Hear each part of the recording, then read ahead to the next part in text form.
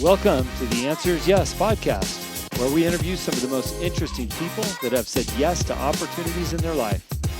We hope that through these stories, you can learn to create your own destiny by saying yes along the way.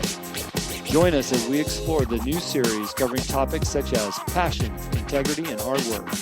I'm your host, Jim Riley, and I hope you enjoy these interviews as much as I do. I believe that everyone has an important message worth hearing. Hello and welcome to the Answer Yes podcast. Once again, thank you for tuning in. We're off to a wonderful springtime. You know, we did, what was it, clocks forward, more daylight the other day, or a couple weeks ago. Things are looking up here in Montana. If you didn't hear my show about inflation, it's worth going back to. It's got the Live Life Driven cover to it, not my Answer is Yes cover, but it's worth listening to the story about inflation. And I had a state legislator on the line talking about, you know, what to expect from inflation, where things are going. But put that aside. Today I've got Zander Sprague on the line. Good morning, sir. How are we doing? I'm doing just great. Epic, in fact. Epic, in fact. And that was the closing line when I saw your bio. Anybody that wants to talk about being epic and lives that sort of life is somebody I want on my show. Well, I'm so happy to be here, Jim. So, you know, what I do with all my guests is I ask them to go back in time a little bit and tell us where you got your start from and some of the steps along the way to where you're ultimately landed at, which is today. I know that you're an author and a public speaker and a counselor and all. The list goes on, but let's hear about how you got there.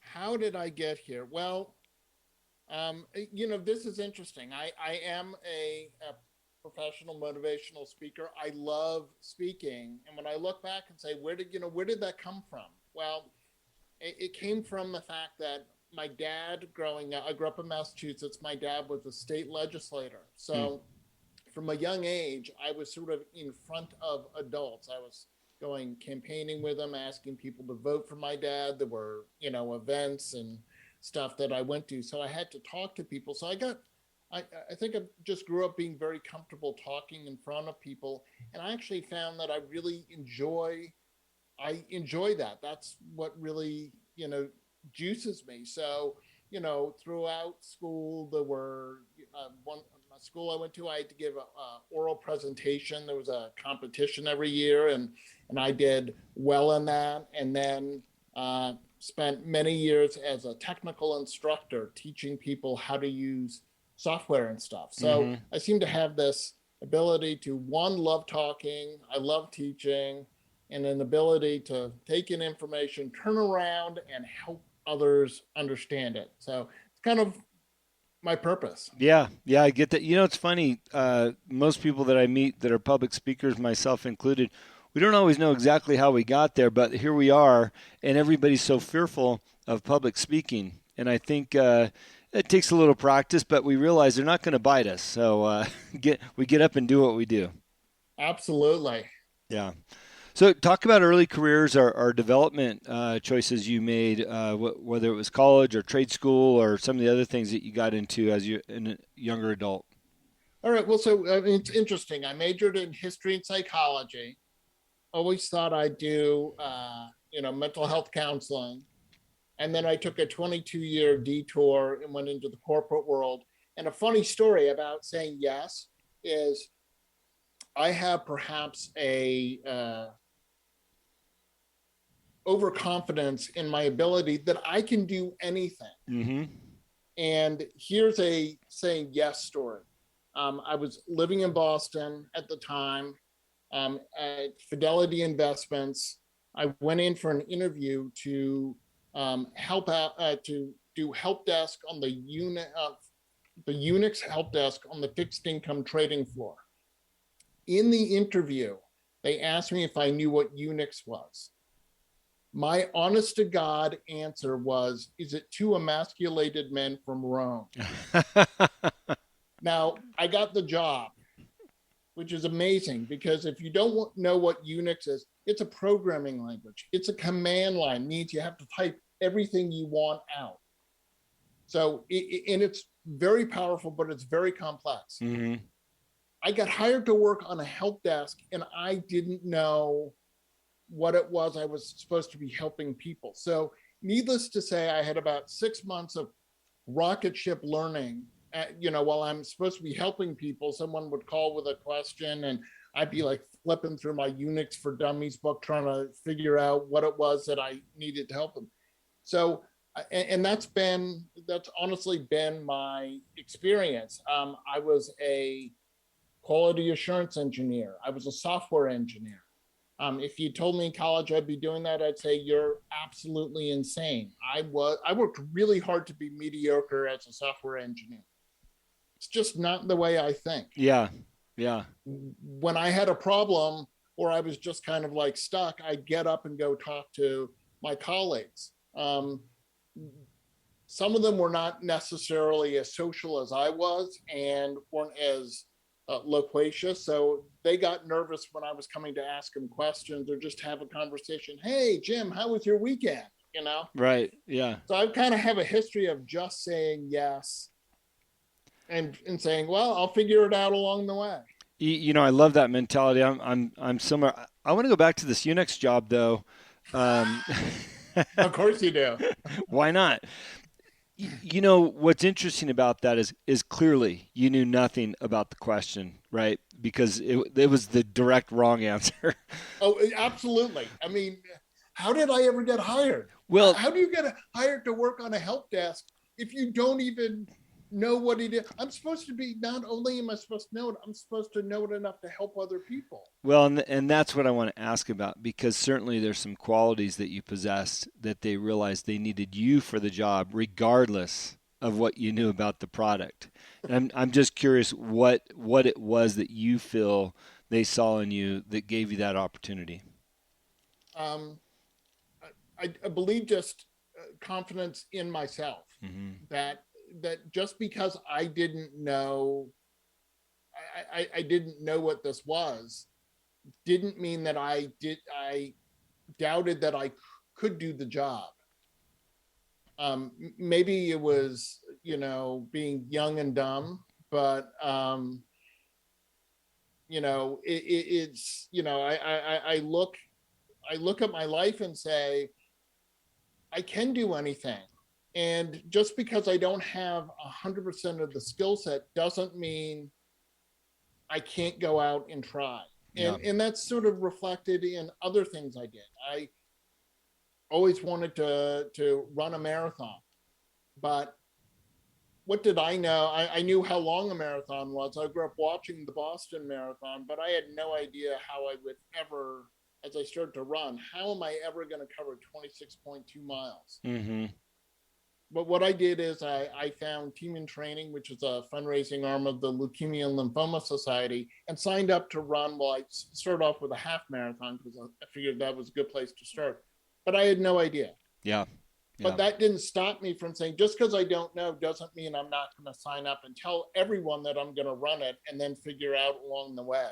Now, luckily, they gave me a really great training schedule and a lot of great coaching to get me there. But I think that's what's really important to saying yes. If you want to do something, just because you don't have the full path doesn't mean you shouldn't do it. In fact, it may be even more reason to do it. That's right. That's right. And I think really that's what I was getting at, because I think oftentimes we sell ourselves short by a lack of confidence because we just don't think we can do the job. Where the reality is they're looking for people, and when I say they, employers, entrepreneurs, owners, business leaders, are looking for people who are willing to say yes to something and give it their best effort, regardless if they know the material or not. I've said yes to a lot of jobs. I didn't know much about the job itself, but I was willing to try.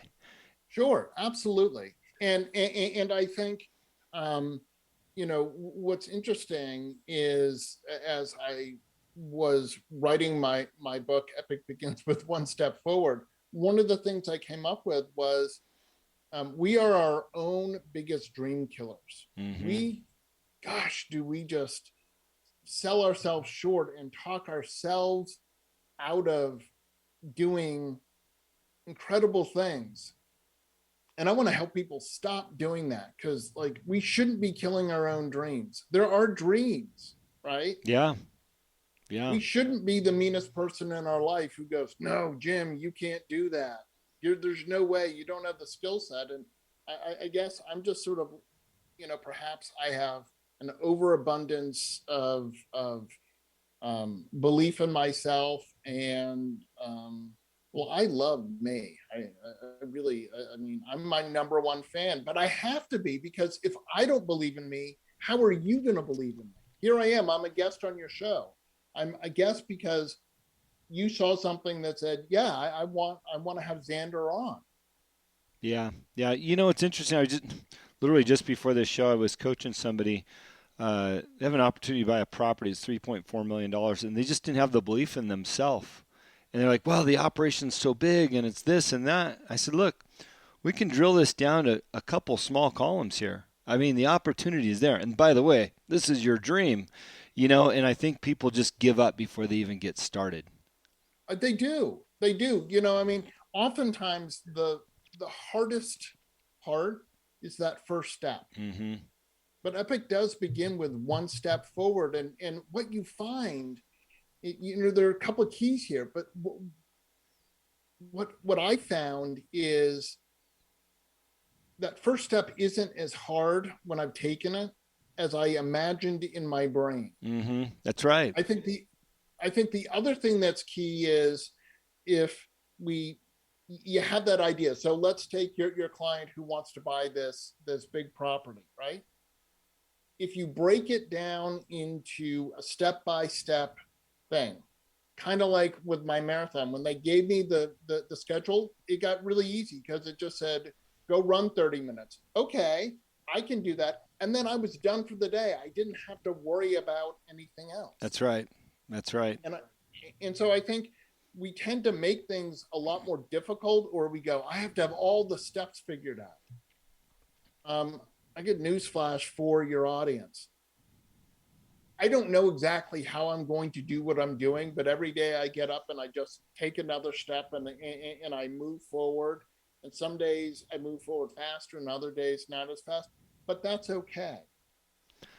It's going to happen. And you're right. Yes is such a great, can you do this? Yes. Because funny thing is, when we put ourselves into a situation where we just have to do it, gosh, are we resilient? And it turns out we actually can. And even if we aren't successful, we learned a whole lot along the way. Mm-hmm.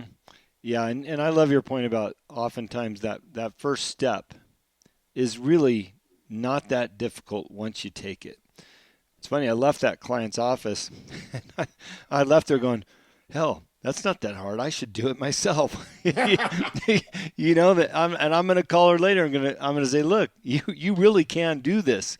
Give yourself credit, because it's not that hard. I do it myself. Let's talk a little bit more about that book, because this is something I've been saying in a different term the last 10 years. Easy. I like to tell people, hey, start the project, even if it's only 5 minutes a day. Just get started doing it. Because eventually those 5 minutes equal hours and equal days, and your project is further along for taking that first step. So I love the title of your book and what it stands for. Thank you so much. Yeah, it's I think,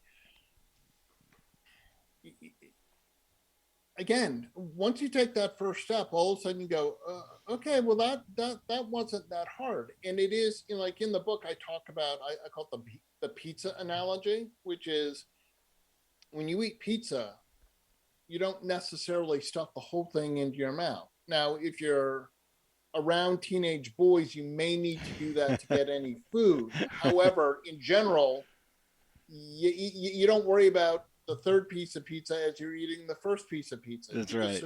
And that's how you eat it. And there's that old sort of vaudevillian joke. How do you eat an elephant? One bite at a time. But that is actually, there's a lot of truth there. Mm-hmm. Your client that's an elephant for her, right? Well, how's she going to do it? She's got to do it one step, one bite at a time. And that's what I want to encourage people to do. I think epic is, we all have epic things that we'd like to do. We dream about doing things. Look, I'm not here to tell people that what their epic is. For some people, it's traveling to a country.